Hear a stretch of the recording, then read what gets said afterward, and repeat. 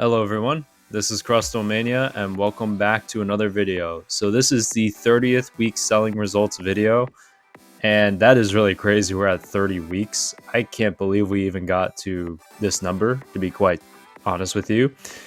And this week was pretty interesting. Honestly, was not expecting any sales and got one, but it's questionable. I'll go kind of into a story with that.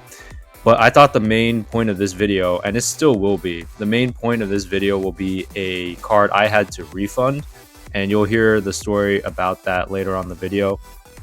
But I'll get going on this card you're seeing on the screen first, because this is also a very interesting story as well. So basically, this is the last Brilliant Stars Charizard V that I got from the Facebook Marketplace seller.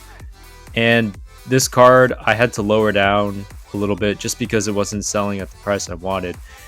And oddly enough, this card got a bid on it, but the buyer, the seller's me, the buyer that put a bid on this card, they wanted to purchase this card, which is kind of normal for a bid, but their feedback was not exactly what I expected it to be. So I was looking through their feedback, and this is the first I've ever seen this. They had 4 things of feedback from maybe over a year ago that were positive, but said do not sell, do not buy from this person, they're a scammer. So I was like, okay, that's very interesting. Like, that kind of gave me a little bit of a red flag there. So I messaged the buyer and I said, hey, do you mind clarifying kind of the discrepancy with your feedback before I ship this card out, and like before you win the bid on this card? They won the bid on the card, kind of ignored my first message. I said, okay, that's really interesting. So I was more or less not available to ship out the card like the day of.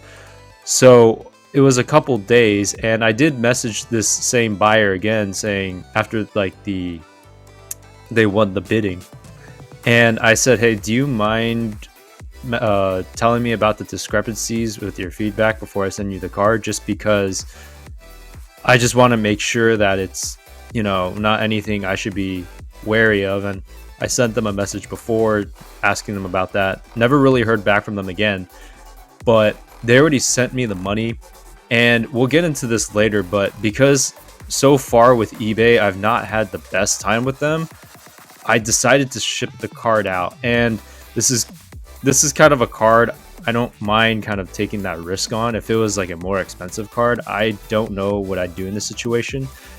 eBay, I have not been able to get a hold of them for anything, and their tracking system has been really not really great starting 2025 for their eBay standard envelope. So we'll get into that a little bit more in the video when I go into the return card. But this card basically sold for about $4, and then after sales tax, transaction fee, and the shipping label fee, came out to $2.48.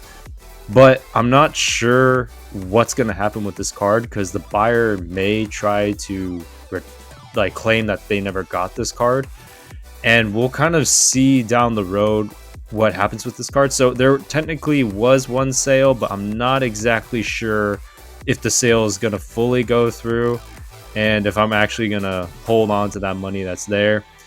Now,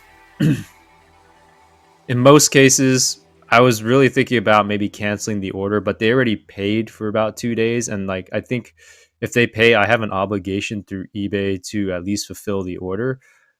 And it was just surprising because I thought the person would actually message me back, because I did send them a message just kind of twice beforehand. So we'll see with this one. Hard to say, but this is Charizard card. I'm not too worried about it. But the next card we're going to talk about this week is the whole discrepancy I've had with eBay for the past like week and a half. And it's with this Galarian Zapdos V card. So this card, apparently, I shipped it out, I think, in the 1 or 2 videos ago. I said like this one sold for like $7 on eBay, and then after sales tax transaction fees came out to like 5 something or something like that. I can't remember off the top of my head, but basically this card was not scanned after leaving the distribution center where I live.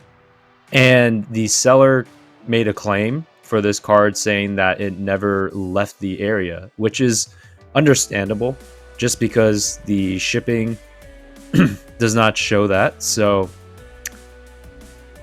I was like, okay, I messaged the seller. Sorry, I'm the seller.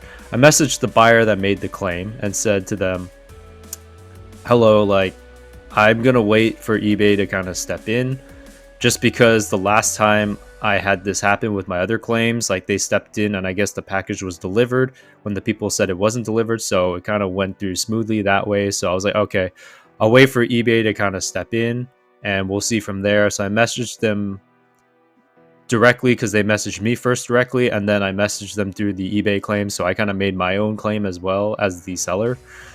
And long story short, I was trying to get a hold of eBay, and they've definitely made their customer service even worse than it was before. So before, took me maybe a few tries to get to an actual customer representative.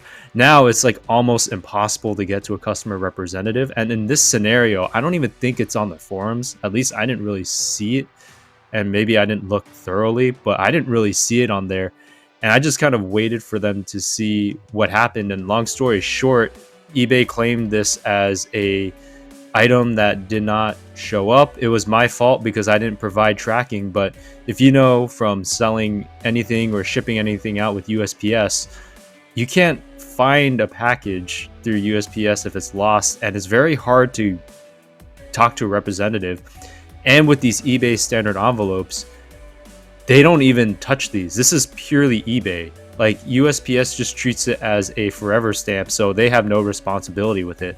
So even if I tried to talk to a USPS person, going through the loop of just trying to get to someone to talk to, they'd say, oh, this is not our responsibility. So they wouldn't be able to track it at all. So that was kind of like really eye-opening to me, because I've had okay experiences like with the eBay standard envelope, but it seems like this is a more recent trend, because as I've purchased some cards for the Crustle Master Set on eBay, I actually have had a seller reach out to me saying, hey, let me know when you receive your card, because the eBay standard envelope for some reason is not showing the tracking of where the locations are. And I don't blame the seller at all, just because I was going through this already.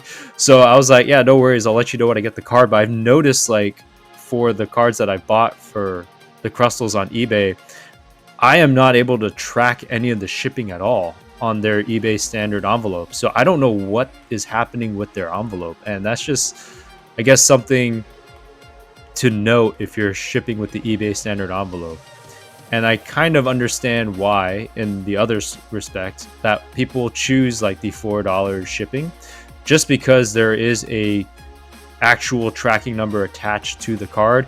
It's just really hard as a buyer to buy a card that's maybe $2-3 with $4 shipping. I'm gonna be quite honest in saying that it's really hard to kind of justify doing that. There may be some people that want the tracking, understand the system, will buy it. Just for me, kind of looking at price and cost, it kind of doesn't make sense for me to buy a card that's maybe $1 to with $4 shipping, and that makes it at least a $7 transaction just for one card. So if you're going by cost, that's definitely a thing. But I understand why certain sellers do charge about $4, just because they can actually get tracking through USPS. That's a bit better than the eBay standard envelope. But that's not to say that even with better tracking that the package won't get lost, just because Pokemon cards are so sought after right now that interesting things can happen during transit that you never know of. But honestly, the more disappointing thing for this Galarian Zapdos V is the fact that, I mean, the refund was totally, it made sense. Like, the refund made sense. But on eBay's side, I think, I still haven't gotten the payment yet, but I'm down $2. So basically, I sold this card for $7, but they're still taking out the shipping label fee and the transaction fee and treating it like it's my fault that this card got lost in transit. Not to say that, you know, maybe I could have done anything better. I just don't know what I could have done better, but I may have a fee attached soon, so this becomes like a $9 loss at this point, because the full 7 goes back to the buyer, which is totally understandable. They didn't get their card. Makes sense. They get their money back. Totally makes sense. But the fact that like I still had to pay for the shipping label and the transaction fees is like kind of ridiculous on top of that. That's just something I wanted to point out. But this week was definitely a learning week. And honestly, still kind of after this experience, I may sell a few things here and there on eBay, but it might not be as frequent as before. Just one, depending on how many cards I feel like listing up on eBay, but two, also just I only have one card up there right now. It's a trainer. It's the Irida trainer card from Galarian Gallery Crown Zenith. That's literally the only card on my eBay page, but I know other sellers have gone through this for sure, and I just am disappointed in eBay's standard envelope right now. Last year it was working pretty well, like the tracking was going pretty well, and it was like hit or miss for certain ones, and that makes sense. But it seems like, I don't know, it's not really tracking that well as of 2025, and finding and trying to talk to a representative is almost impossible. Like the same ways I tried to talk to a representative last time got me an automated message of, we'll send you a link. It's like, seriously? Like I need to talk to a person. But you know, companies are kind of using AI and all that stuff for kind of screening calls and using forums. So that's just my take on it. But anyways, this is the 30th selling results week video, and a very interesting one to say the very least for how far this video series has come along. So definitely something interesting there. More of a negative video here, but it's kind of the reality of what it is, and hopefully my awareness of the eBay standard envelope doesn't scare you from using it, because I still will probably use it, but will maybe bring up some things that you can learn from and maybe be aware of when using it, and maybe some things to watch out for during the shipping process or during that process. And what I may start doing in the future is what the seller for the card, for one of the Crustle cards I bought, is for me is, hey, you know, I shipped this card out, but the tracking's not really working. Like, can you let me know when you get the card? I may start doing that in the future myself if I sell more cards, if or when I sell more cards on eBay, just because that kind of clears up some discrepancies, and they know that I would be a little bit more on top of the tracking and stuff like that, so they could get a little bit more involved and let me know. So I really learned from that seller's experience and me being as the buyer. So me being on the other side right now as a buyer has been pretty interesting. You'll see those videos in the future coming out, because I do have